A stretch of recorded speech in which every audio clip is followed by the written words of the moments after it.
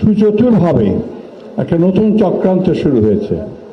এই চক্রান্ত হচ্ছে বাংলাদেশকে আবার অস্থিতিশীল করা, বাংলাদেশকে আবার বিপদে নিমজ্জিত করবার জন্য।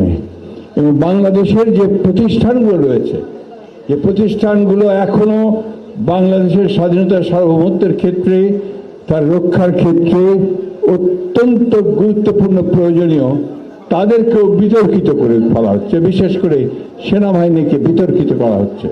এটার পেছনে কোনো মহৎ উদ্দেশ্য থাকতে পারে না।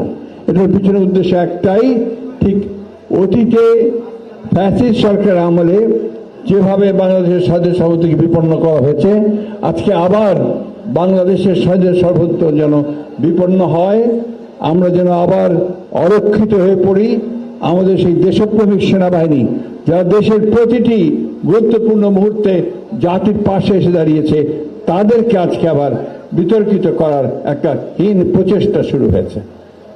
প্রিয় সাংবাদিক বন্ধুরা, আপনারা সব সময় জাতির বিবেক হিসেবে জাতির সামনে এসে দাঁড়িয়েছেন।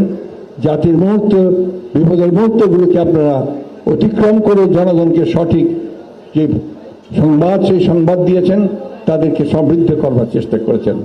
আজকে আমাদের প্রত্যাশা সেইখানে যে আপনারা আবারও সেই একইভাবে আপনাদের সেই ভূমিকা পালন করবেন।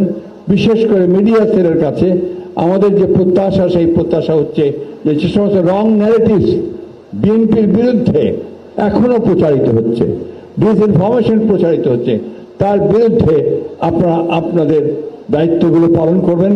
গোটা জাতি রুখে দাঁড়াবে। বাংলাদেশকে এই অস্থিতিশীল করার চক্রান্তের বিরুদ্ধে আমরা সবাই এক হয়ে কাজ করব, এই হয়ে কাছে আমাদের প্রত্যাশা।